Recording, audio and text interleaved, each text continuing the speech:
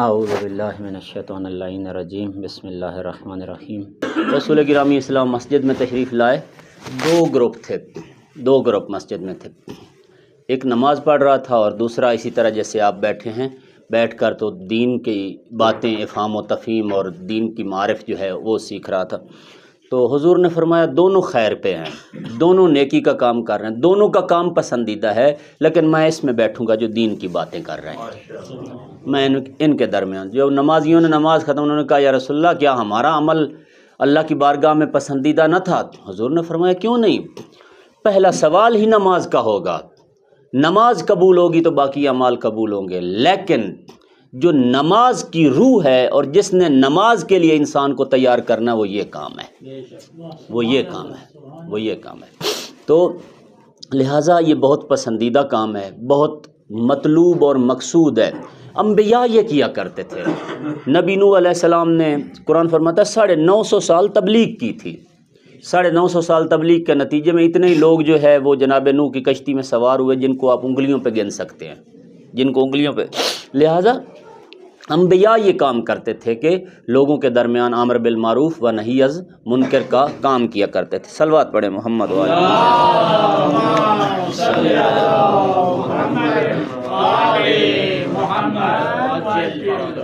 ایک مرتبہ پھر بھی صلوات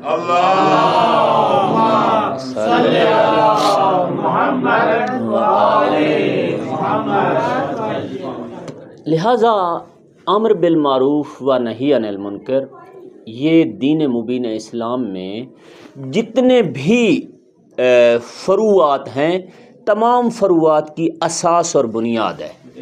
فرمایا نماز فروع ہے، مثلا فروع دین ہے، روزہ فروع دین ہے، زکوٰۃ ہے، حج ہے، خمس ہے، تبری ہے، تولی ہے، امر بالمعروف و نہی عن المنکر یہ تمام کی اساس ہے۔ اس لیے کہ فرماتے ہیں کہ جہاں پہ امر بالمعروف و نہی عن المنکر نہیں ہوتا وہاں شیطان کی حکومت ہوتی ہے، وہاں ابلیس اپنا راج کرتا ہے، کیونکہ روکنے والا ہے کوئی نہیں، ٹوکنے والا ہے کوئی نہیں، اب جس کی جو مرضی آئے وہ کرے۔ لہٰذا امر بالمعروف دین کی ضروریات میں سے ایک بہت بڑی ضرورت ہے، ضروریات دین میں سے بہت بڑی ضرورت ہے۔ دین اسلام میں ہے کہ امر بالمعروف کی حیثیت دیگر فروعات کے مقابلے میں ایسے ہی ہے جیسے ہمارے زبان میں اور دہن کے اندر جو پانی ہے، منہ کے اندر جو پانی ہے، جس طرح منہ کے پانی کی حیثیت جزاک اللہ سمندر کے پانی کے مقابلے میں کم تر ہے، اسی طرح امر بالمعروف کے مقابلے میں باقی جتنے بھی فروعات ہیں ان کی حیثیت اسی طرح سے ہے۔ منہ کا پانی فرماتے کہ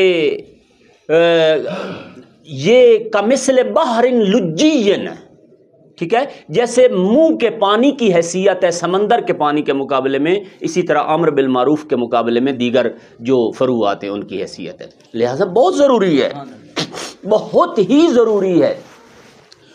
تباہ ہو جاتے ہیں وہ معاشرے جہاں پہ امر بالمعروف نہیں ہوتا، تباہ ہو جاتے ہیں جہاں پہ نہی عن المنکر نہیں ہوتا۔ تو فرمایا کہ جہاں پہ امر بالمعروف اور نہی از منکر نہیں ہوتا وہاں پہ شیطان کی حکومت ہوتی، ابلیس کی حکومت ہوتی، شیطان وہاں حکومت۔ یہی وجہ ہے کہ پروردگار عالم نے انبیاء الہی کو نازل فرمایا اور بھیجا لوگوں کے درمیان کہ وہ کیا کریں، وہ امر بالمعروف و نہی عن المنکر کریں، اور لوگوں کو آپ کو معلوم ہے، آپ تو مثلا ہم بچہ جانتا ہے، مظلوم کربلا سے پوچھا گیا کہ مولا آپ کیوں جا رہے ہیں؟ تو فرمایا کہ میں اس لیے جا رہا ہوں کہ میں امر بالمعروف و نہی عن المنکر کروں، میں اس لیے جا رہا ہوں کہ یعنی قیام حسین کی جو مقصد ہے وہ بھی امر بالمعروف اور نہی عن المنکر ہے۔ یہاں پہ ایک سوال پیدا ہوتا ہے کہ بھائی صاحب آج 2025 ہے، آپ اپنا کام کریں، ہم کو اپنی زندگی اپنی مرضی سے گزارنے دیں، آپ ہمیں تنگ نہ کریں، ہم چاہے گانے سنیں، ہم چاہے فلمیں دیکھیں، چاہے ڈرامے سنیں، کچھ بھی کریں، آپ اپنا جا کے آپ اپنی قبر جنت سے بھر لیں، میری قبر کی فکر نہ کریں۔ یہاں پہ میرا کیا فریضہ ہے کہ میں اس کو کہوں کہ مثلا ہاں ٹھیک ہے جی آپ کا اپنا مرضی، میری اپنی مرضی؟ نہ، فرماتے ہیں کہ نہ، ایسے نہیں ہے۔ بھلے یہ بندہ جو کہہ رہا ہے کہ آپ کا اپنا سروکار ہے، میرا اپنا سروکار ہے، بھلے یہ بات کر رہا ہے، کرتا رہے، لیکن اس کے عمل کی جو آگ کی چنگاری ہے وہ ایک دن میرے گھر کو آ کے جلائے گی۔ اس کی مثال ایسے ہی ہے جیسے کشتی کے اندر بیٹھنے والے مسافر، ہاں، ایک بندہ سارے کرایہ دے کے بیٹھے ہیں، سارے کشتی کے اندر بیٹھے ہیں، کشتی پانی میں جا رہی ہے، ایک بندہ جہاں پہ بیٹھا ہے اپنی کرسی کے نیچے ایک پھٹی توڑنے لگ جاتا ہے، کشتی کی پھٹی توڑنے لگ جاتا ہے۔ آپ کہیں جی بھائی صاحب یہ کشتی کی پھٹی کیوں توڑ رہے ہو؟ وہ کہے تمہیں کیا، میں کرایہ دے کے بیٹھا ہوں، میں اپنی کرسی کے نیچے سے کر رہا ہوں۔ ہم چپ کر جائیں گے سارے؟ جی۔ یا میں ایک اور مثال دیتا ہوں، چلے کشتی بہت پرانی مثال ہو گئی، ہم جہاز میں بیٹھے ہیں، ہاں، جہاز میں ہر کوئی مہنگا ٹکٹ اپنا پے کر کے بیٹھا ہے، بھاری اماؤنٹ اس نے ایروپلین والوں کو دی ہے، تو جب جہاز مثلا 5000 فٹ کی بلندی پہ چلا گیا ہے تو کسی ایک مسافر کا دل کیا کہ میں ذرا شیشے سے جو ہے جھانک کر ہوا تو چیک کروں اور نیچے دیکھوں کہ نیچے کا ماحول کیا ہے نا، تو وہ شیشے کو کسی چیز سے توڑنے لگ جائے، باقی مسافر کیا کہیں گے؟ جی، مسافر کہیں گے بھئی ٹھیک ہے، آپ کا اپنا سروکار ہے، آپ نے اپنی سیٹ کے ساتھ سارا کچھ کر رہے ہیں، ہم نا، بھلے یہ اپنی سیٹ کے نیچے کر رہا ہے، بھلے یہ اپنی کرسی، بھلے یہ کرایہ دے کے بیٹھا ہے، لیکن ہم چونکہ اس کے ساتھ بیٹھے ہیں، ہم اس سے جڑے ہوئے ہیں، اس کا نفع نقصان ہمارا نفع نقصان ہے، اور وہ ہمیں آ کے، اس کی آفت ہمارے گلے میں بھی آ کے پڑے گی، ہم اس کو اجازت نہیں دیں گے کہ یہ جو چاہے کرے۔ امر بالمعروف کی یہی مثال ہے کہ ہم اس کو اجازت نہیں دیں گے کہ تو آپ ہمارا معاشرہ، مثلا ایک بندہ شراب کی بوتل لے کے تو گلی بازار میں پھرتا ہے، پیتا ہے، میں کہتا ہوں بھائی کیوں پیتے ہو؟ بھائی تجھے کیا ہے، میرا اپنا سروکار ہے، اگر نشہ چڑھے گا تو مجھے چڑھے گا، اگر مثلا نقصان ہوگا تو میری باڈی کو ہوگا، تجھے کیا ہے؟ اگر جی مجھے ہے، ہم تو مسلمان ہیں، آپ ویسٹ میں چلے جائیں، حتی جاپان میں ٹوکیو میں چلے جائیں، وہاں پہ یونیورسٹی میں لکھا ہوا ہے دیوار کے جگہ جگہ پہ کہ یونیورسٹی کے ماحول کے اندر آپ کو سگریٹ پینے کی اجازت نہیں اور نہ ہی ڈرگز یوز کرنے کی اجازت ہے۔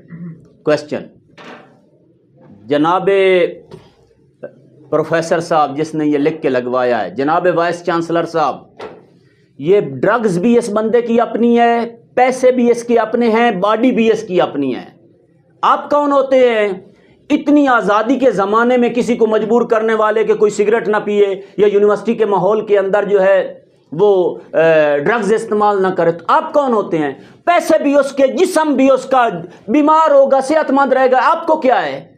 جی کہتے ہیں کہ ٹھیک ہے، پیسے بھی اس کے، جسم بھی اس کا، لیکن جس ماحول میں پی رہا ہے یہ ماحول فقط اس کا نہیں ہے، اس کو دیکھ کے اور لوگ بھی شراب پیئیں گے اور بھی ڈرگز یوز کریں گے، لہٰذا ہم اس کو اجازت نہیں دیتے ہیں کہ یہ ہمارے ماحول کو آلودہ کرے۔ وہ بدھ مت ہیں، وہ مسلمان نہیں ہیں، جو بدھا کے ماننے والے ہیں جاپان والے، وہ بدھ مت ہیں، لیکن پھر بھی یہ نیچرل ہے، یہ فطری عمل ہے کہ اگر ایک شخص آلودہ کر رہا ہے ماحول کو، دوسروں کا حق ہے کہ اس کے مقابلے میں کھڑے ہو جائیں اور اس کو اجازت نہ دیں، اور فرمایا کہ اگر یہ چپ کر جاتے ہیں تو یہ سارے اس کے گناہ میں برابر کے شریک ہیں، یہ سارے اس کے گناہ میں برابر۔ لہذا امر بالمعروف اساس دین ہے، پورے دین کو جو چیز کور کرتی ہے وہ امر بالمعروف ہے۔ اگر امر بالمعروف و نہی عن منکر ہوگا تو دین محفوظ رہے گا، دین اپنے رستے پہ چلے گا، اسلام حکومت کرے گا، مسلمان سکون میں رہیں گے، معاشرے میں پیس ہوگا، امن ہوگا، احترام انسانیت ہوگا، احترام آدمیت ہوگا۔ نہیں تو معاشرہ کیا ہو جائے گا؟ معاشرہ جو ہے وہ ایک جنگل کا ماحول بن جائے گا، ہر بندہ جس کا جو جی چاہے کرتا چلے جائے۔ ایک اور مثال میں امر بالمعروف کی آپ کی خدمت میں عرض کروں کہ ہمارے فارسی زبان کے ایک شاعر ہیں مولوی، وہ اپنی مثنوی میں لکھتے ہیں کہ وہ کہتے ہیں کہ ان کی پوری پوئٹری کی ایک پوری نظم ہے کہ ایک شخص کسی درخت کے نیچے سویا پڑا تھا، تو منہ اس کا، جیسے بعض لوگ سوتے ہیں تو ان کا منہ کھلا ہوتا ہے نا، منہ اس کا کھلا ہوا تھا، تو اچانک ایک سانپ یا سانپ کا بچہ چلتا چلتا آیا اور اس کے منہ میں داخل ہو گیا۔ دور سے گھوڑے سوار آ رہا تھا، اس نے دیکھا کہ یہ سانپ اس کے منہ میں جا رہا ہے، اس نے جتنا گھوڑا زور سے دوڑایا کہ اس کے پاس پہنچی اور سانپ کو اس کے منہ میں نہ جانے دے، لیکن کیا ہوا، اس کے پہنچنے سے پہلے سانپ اس کے منہ سے ہوتا ہوا اس کے اندر چلا گیا۔ اب یہ بندہ ذہین تھا، سمجھدار تھا، بجائے اس کے کہ اس کو جگا کے کہے کہ تیرے اندر سانپ چلا گیا اور وہ صدمے سے ہی مر جائے، اس خوف سے مر جائے کہ میرے اندر سانپ چلا گیا، اس کے پاس جو چابک تھا گھوڑے کو دوڑ وہ مارنا شروع کر دیا اور اس کو زور زور سے اس کو کوٹنا شروع کر دیا۔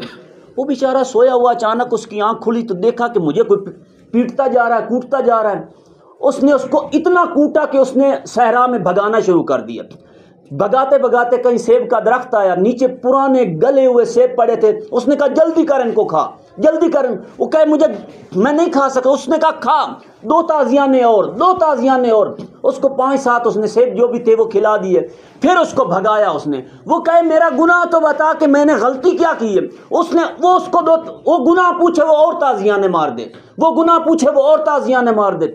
آخر کار اس کو اتنا بھگایا کہ وہ جو اندر کے سیب تھے اور وہ بھاگنا تھا اور پیٹ کے اوپر لگنے والے تازیانے، اس بات پہ مجبور ہوا کہ وہ اس کو قے آ جائے، اس کے اندر سے جو کچھ بھی اندر تھا وہ الٹی کے ذریعے باہر آئے۔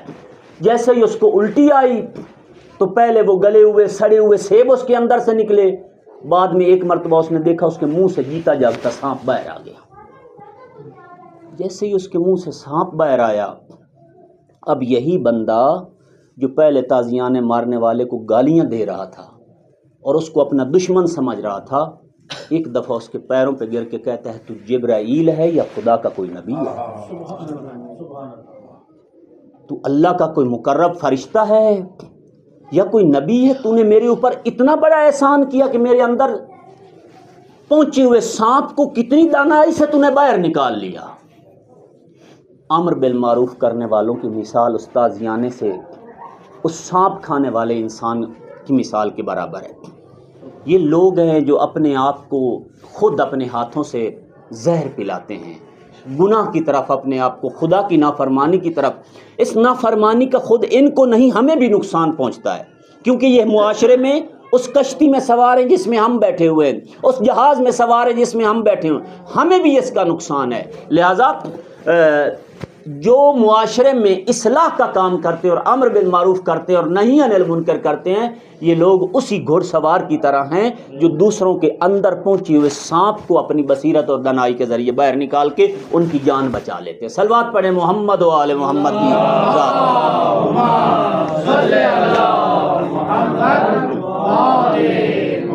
دین میں امر بالمعروف کس وقت کیا جانا چاہیے، کہاں پہ کیا جانا چاہیے اور اس کا طریقہ کار کیا ہے؟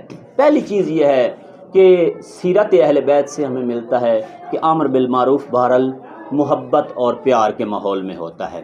انسلٹ اور یہ ڈنڈا اور تازیانہ یہ بہت ہی آخری آپشن ہے، بہت آخری آپشن ہے۔ پیار کا ماحول ہے، منطق ہے، الفاظ ہیں، جملے ہیں، احترام ہے، مثلاً تو اس طریقے سے ہے۔ لیکن اگر کوئی یہ ساری چیزیں ان کو قبول نہیں کرتا تو پھر وہی آخری منزل ہوتی ہے کہ جہاں پہ جا کے آپ اس کا ہاتھ پکڑ لیں کہ ہم تجھے یہ کام نہیں کرنے دیں گے۔ خوب، تو شرائط کیا ہے؟ پہلی شرط یہ ہے ہم کو زمان اور مکان کی شناخت حاصل کرنی ہوگی۔ یہ کام کوئی سادہ نہیں ہے، اگر یہ سادہ کام ہوتا نا تو اللہ ہر کسی کے ذمہ لگا دیتا۔ آپ اس کام کی نزاکت کا اندازہ لگائیں، یہ اتنا نازک اور باریک بینی کا کام ہے کہ خدا کے جو کریم بندے تھے، جو چنے ہوئے بندے تھے، جو کائنات کی روح تھے لوگ، گویا انبیاء کو یہ کام عطا کیا کہ تم یہ کام کرو۔ یہ ہر ارے غیرے کا کام نہیں ہے کہ وہ امر بالمعروف و نہی عن المنکر کریں۔ خدا نے اپنے کریم بندوں کے ذریعے یہ کام لیا ہے، یہ سادہ کام نہیں ہے، سادہ کام۔ لہذا امر بالمعروف زرغام امر بالمعروف کرنے والا پہلے زمان اور مکان کی شناخت حاصل کرے۔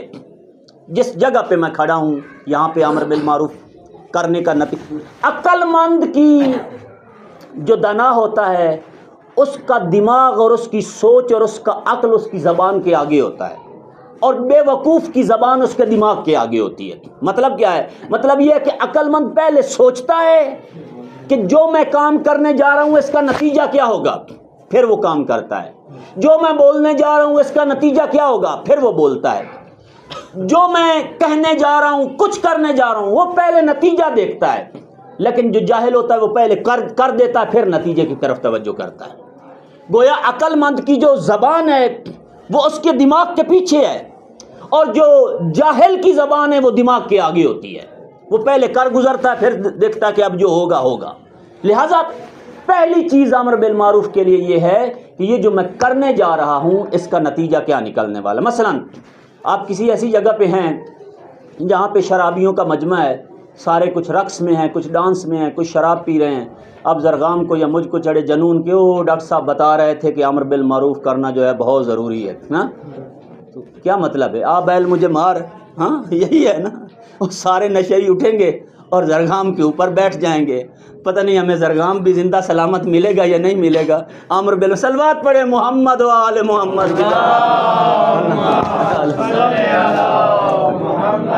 دنائی کے ساتھ امر بالمعروف، یعنی جگہ کی شناخت حاصل کرنی ہے کہ اس جگہ پہ میرا امر بالمعروف کرنا یا نہی عن المنکر کرنا یہ بنتا ہے یا نہیں، اس کا نتیجہ کیا نکلے گا، اس کا نتیجہ کیا ہے۔ اگر آپ کو دیکھ رہے ہیں کہ یہاں نہ تو کوئی نتیجہ نکلنے والا ہے بلکہ یہ لوگ الٹا چڑھ جائیں گے، اپنی برائی کے اوپر پختہ ہو جائیں گے، کوئی نتیجہ بھی نہیں آنے والا اور گناہ بھی یہ بڑھا دیں گے، ممکن ہے مجھے بھی بہرحال میری جان جو ہے اس لیے نہیں بچانا چاہتا کہ مجھے موت نہ آئے، یہ مرنا آج بھی ہے کل بھی ہے، موت ہے، اس لیے کہ پروردگار عالم نے مجھے کہا ہے، مجھے حکم دیا ہے کہ میں بہرحال اپنے ہاتھوں اپنے آپ کو آگ میں نہ ڈالوں، اپنے ہاتھوں اپنے آپ کو آگ میں نہ ڈالوں، ضرور اپنی جان دوں، لیکن کس جگہ پہ جان دوں جہاں میرے مرنے سے مثلا اسلام و مسلمین کو فائدہ پہنچے، دین مبین اسلام کو فائدہ پہنچے، انسانیت کو فائدہ پہنچے، نہ یہ کہ جا کے چپ کر کے میں کسی دریا میں چھلانگ لگا دوں اور کہہ دوں کہ خدا کی رضا کے لیے میں نے اپنے آپ کو پیش کر دیا۔ نہ، صلوات پڑھیں محمد و آل محمد کی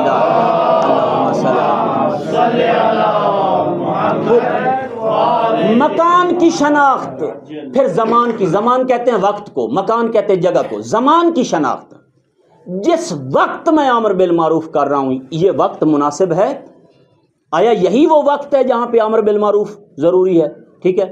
تو مکان کی شناخت، زمان کی شناخت، یہ پورا ایک فلسفی ہے، یہ پوری ایک سمندر ہے کہ جس کو سمجھنے کے لیے جو ہے بہرحال علماء کرام مجتہدین اور بزرگان کی 50 60 سال زندگی لگ جاتی ہے، پھر جا کے پتہ چلتا ہے کہ زمان اور مکان کی نزاکت جو ہے یہ کیا ہے۔ اور آگے بڑھتے ہیں، جو بہترین طریقہ ہے امر بالمعروف کا وہ یہ ہے کہ آپ اگلے کے احترام کو برقرار رکھتے ہوئے، یعنی آپ یہ ہیں کہ آپ ایک ہمدرد بھائی ہیں، ہمدرد باپ کی طرح ہیں، ایک کریم اور مہربان ماں کی طرح ہیں۔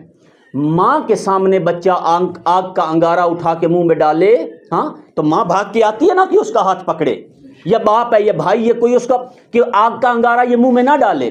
جو گناہ کر رہا ہے وہ آگ کا انگارہ منہ میں ڈال رہا ہے، یہ امر بالمعروف کرنے والے پہ ڈیپینڈ کرتا ہے کہ یہ انگارہ اس نے کیسے رکھوانا ہے، تھپڑ مار کے رکھوانا ہے، پیار سے اس کو سمجھانا ہے، بیٹا آ گئے آپ یہ کیا کر رہے ہیں، ٹھیک اوکے۔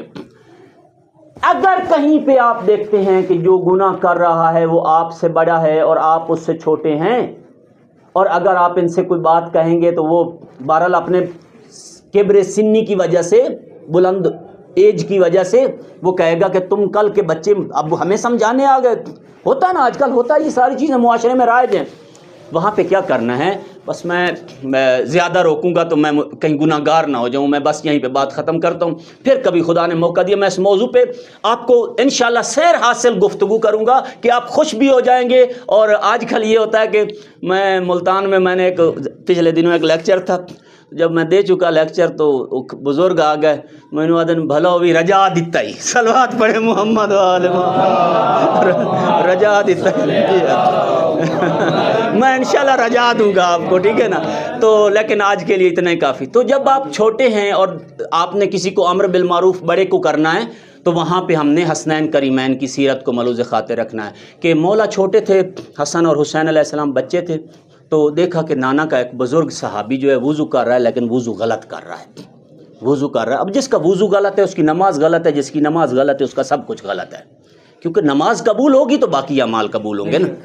اچھا، تو حسنین نے دیکھا کہ یہ بندہ وضو تو کر رہا ہے لیکن وضو غلط کر رہا ہے. قریب آئے، آ کے سلام کیا، بڑے پیار سے کہا نانا جان کے مقدس صحابی آپ ایک مہربانی کریں گے؟ کہا جی کیا مہربانی کروں؟ اے نبی کے بچوں، اے شہزادو، اے میرے سید و سردارو، کیا میں کہا کہ ہم دونوں بھائی آپ کے سامنے وضو کرتے ہیں، آپ ذرا ہم میں سے بتائیں کہ کس کا وضو صحیح ہے اور کس کا وضو صحیح نہیں ہے. کہا بسم اللہ آپ شروع کریں. پہلے امام مجتبیٰ نے وضو کیا بالکل اسی طرح جیسے پیغمبر کرتے ہیں. پھر امام حسین نے وضو کیا بالکل اسی طرح جیسے ذرہ برابر دونوں بھائیوں کے وضو میں غلطی نہ تھی. آگے بڑھا، بچوں کو سینے سے لگایا، چوم کر فرمایا میرا سلام ہو اس خاندان نبوت پر کہ جن کے بچوں میں اس قدر بصیرت ہے. اے میرے سید و سردارو، وضو میرا غلط تھا لیکن آپ کے سمجھانے کے طریقے پہ میں قربان ہو جاؤں کہ جس خاندان کے بچوں میں اتنی عظمت ہے اور بلندی ہے کہ کس انداز میں آپ نے مجھے متوجہ کیا کہ میری عزت بھی برقرار رہ گئی اور میرا وضو بھی سیدھا ہو گیا. امیر المومنین کو پروردگار عالم نے متعدد مرتبہ آزما لیا تھا. علی موت کے امتحان میں کامیاب ہو گئے تھے. علی علیہ السلام نے موت کے امتحان میں 100 نمبر حاصل کیا تھا. علی موت سے ایسے کھیلتے تھے، جیسے پیار کرتے تھے جیسے بچہ اپنی ماں کی چھاتی سے پیار. ہزارہا دفعہ موت کی طرف گئے لیکن موت علی کو نہ آئی. خدا نے فرمایا علی ہم نے آپ کو موت کے امتحان میں آزما لیا ہے، اب ذرا زندہ رہنے کا امتحان دو، اب نہ مرنے کا امتحان دو، نہ مرنے کا امتحان دو. پروردگار نہ مرنے کا امتحان کیا ہے؟ فرمایا آپ کے سامنے بطول کو تماچے لگیں گے، آپ نہیں مریں گے. زہرا کو تماچے لگیں گے علی، آپ کو نہ مرنا ہوگا. بطول کے اوپر جلتا ہوا دروازہ گرے گا، آپ کو زندہ رہنا ہوگا. بطول کی پسلیاں ٹوٹیں گی، آپ کو زندہ رہنا ہوگا. بس عزاداران حسین، امیر المومنین نے اپنی زندگی میں بڑے بڑے امتحان دیے. مولا فرماتے ہیں کہ میں رسول خدا کے پاس بیٹھا تھا کہ جبریل پیغمبر کے پاس آئے اور آ کر کہا کہ یا رسول اللہ پر سلام کہہ رہا ہے اور فرما رہا ہے علی کو وصیت کریں کہ آپ کے بعد 2 کام کرے علی. ایک یہ کہ علی کو علی کا حق نہیں ملے گا جو اللہ اور رسول نے دیا ہے، اس پہ صبر کریں. علی کو خلافت ظاہری نہیں ملے گی، اس پہ صبر کریں. اور دوسرا یہ کہ علی کے سامنے زہرا کو مارا جائے گا، محسن شہید کیا جائے گا، اس پہ صبر کریں. جب رسول اللہ نے پہلی خبر دی تو علی نے فرمایا میں رضائے الہی کے لیے ہر بات پہ صبر کروں گا، ہر بات. لیکن جب جناب زہرا کے بارے میں پیغمبر نے بتایا، صابر علی صبر نہ کر سکے. کہا یا رسول اللہ میں بھی زندہ رہوں اور زہرا کے ساتھ بھی یہ کچھ ہو؟ فرمایا اے علی اللہ کی رضا کے لیے یہ سب کرنا ہوگا، یہ صبر. علی زندہ رہنے کا امتحان دو، زندہ رہنے کا امتحان.